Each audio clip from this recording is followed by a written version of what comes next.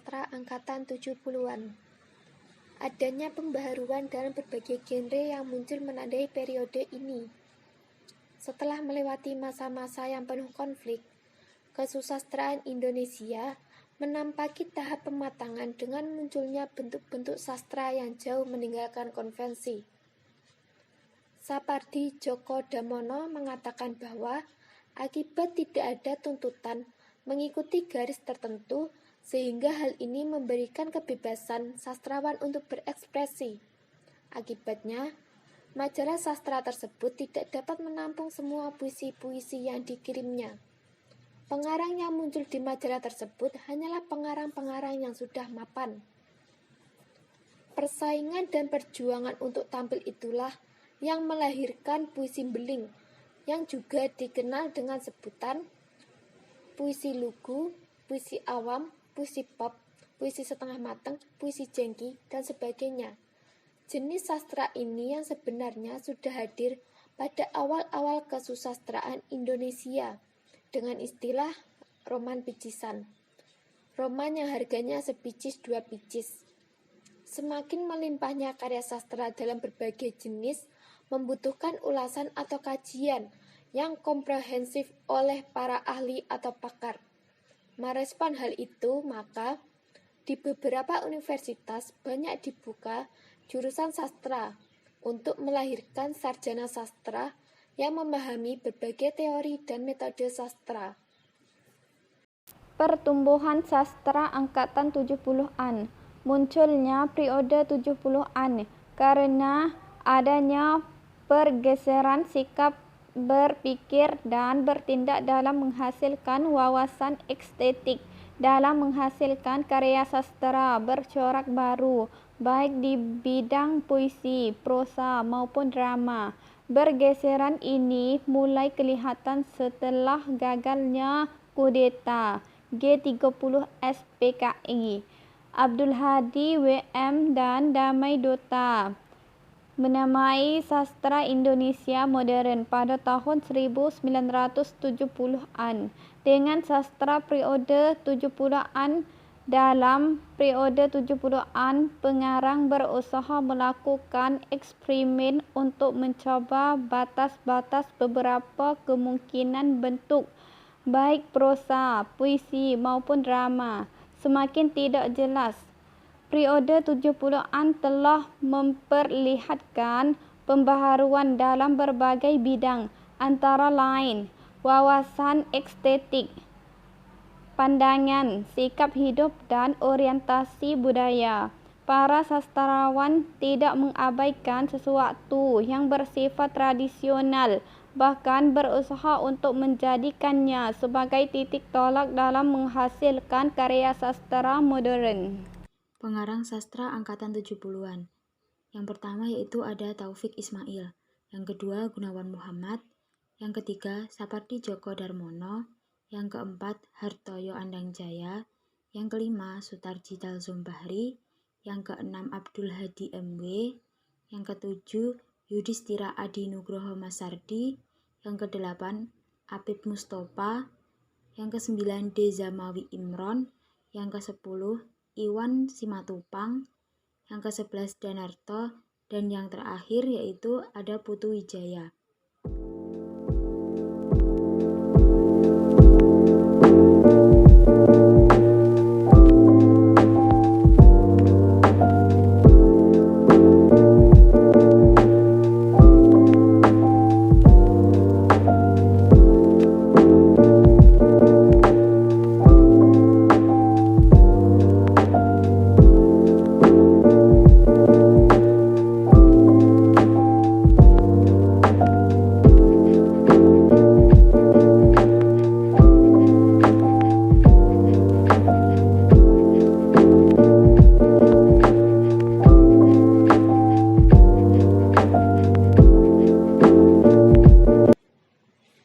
Peristiwa heboh sastra. Pada tahun 1968 muncul suatu peristiwa yang menghebohkan dunia sastra, yaitu adanya cerpen Langit Makin Mendung karya Ki Panji Kusmin. Permasalahan muncul karena cerpen Langit Makin Mendung Dalam cerita mengimajinasikan Tuhan yang diibaratkan bertingkah laku seperti manusia. Munculnya cerpen Langit Makin Mendung yang dimuat dalam majalah sastra Horizon edisi Agustus 1968 dianggap sebagai penghinaan terhadap agama Islam. Peristiwa kontroversi ini sering dikenal dengan heboh sastra 1968. Majalah sastra yang memuat cerpen Langit Makin Mendung yaitu majalah sastra Horizon yang dipimpin oleh H.B. Jazin. Pertama kali di Indonesia, suatu karya sastra yang dipermasalahkan dalam hukum, karena si penulis telah mengimajinasikan figur Tuhan dan Nabi yang di dalam norma agama Islam tidak diperbolehkan. Adanya kasus tersebut menyebabkan H.B. Jazin menjadi seorang terdakwa untuk menyelamatkan majalah Horizon. H.B. Jazin beranggapan bahwa karya sastra tidak terlepas dari seni, sehingga apa yang ditulis oleh Ki Panji Kusmin dalam cerpen Langit Makin Mendung yang dimuat dalam majalah Horizon belum tentu cerita itu fiktif, melainkan suatu kritik sosial yang diimajinasikan ke dalam cerpen. Dampak adanya pencekalan majalah Horizon edisi Agustus 1968 mengakibatkan munculnya polemik yang disebut heboh sastra 1968. Cerpen Langit Makin Mendung karya Ki Panji Kusmin adalah suatu karya sastra atau cerpen yang menceritakan tentang kondisi masyarakat Indonesia pada saat zaman Gestapo yang masih dikuasai oleh paham Nasakom. Pengarang menceritakan kebobrokan masyarakat yang patuh dengan ajaran-ajaran paham Nasakom, sehingga agama sudah tidak ternilai lagi. Namun, pada awal cerita dimulai dari suasana surga tempat di mana Tuhan, Nabi, dan malaikat berada. Di bagian ini memunculkan suatu anggapan bahwa cerpen tersebut telah menghina agama Islam, terutama menghina Tuhan, Nabi, dan malaikat. Peristiwa heboh sastra yang terjadi tersebut membuat pengarang takut dan panik, sehingga pengarang dengan cepat meminta maaf atas cerpen yang telah dibuatnya. Permintaan maafnya dimuat dalam majalah Kami tanggal 24 Oktober 1968. Pengarang mengatakan telah mencabut cerpen Langit Makin Mendung dan meminta agar cerpen tersebut dianggap tidak pernah ada. Namun, permohonan maafnya tidak dapat meredakan masalah, karena pengarang sudah dianggap melakukan penghinaan dan pelecehan terhadap agama Islam, dan pengarang sudah dianggap tidak ada atau sudah mati. Pengadilan Puisi.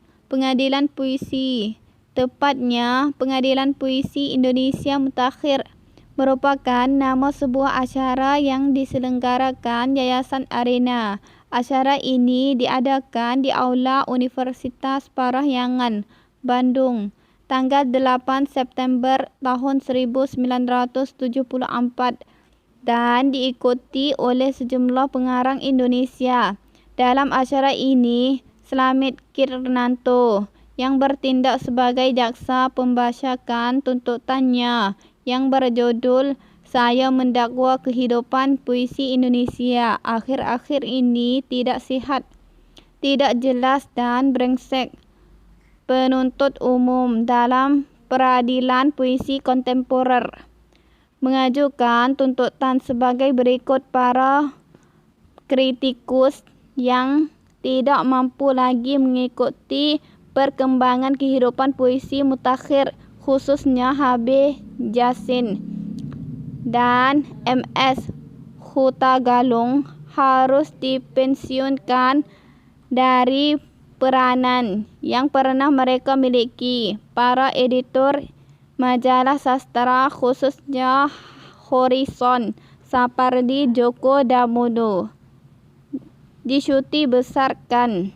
Para penyair established Mampan Subagio, Rendra Gunawan, dan sebangsanya, dan lain-lain dilarang 19 menulis puisi yang epigonnya harus dikenakan hukum. Pembuangan. Munculnya kredo puisi. Kredo puisi merupakan ungkapan persaksian yang mengandung wawasan estetik puisi-puisi dari karya Sutarji Calzom Bahri.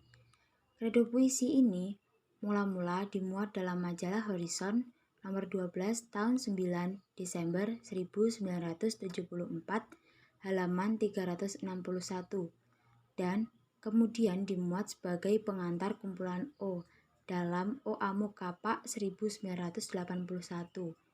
Dengan kredo puisinya itu, pembaca mendapat alat penting dalam memahami sajak Sutarji Calzom Bahri dan sekaligus juga memahami sikap kepenyairannya.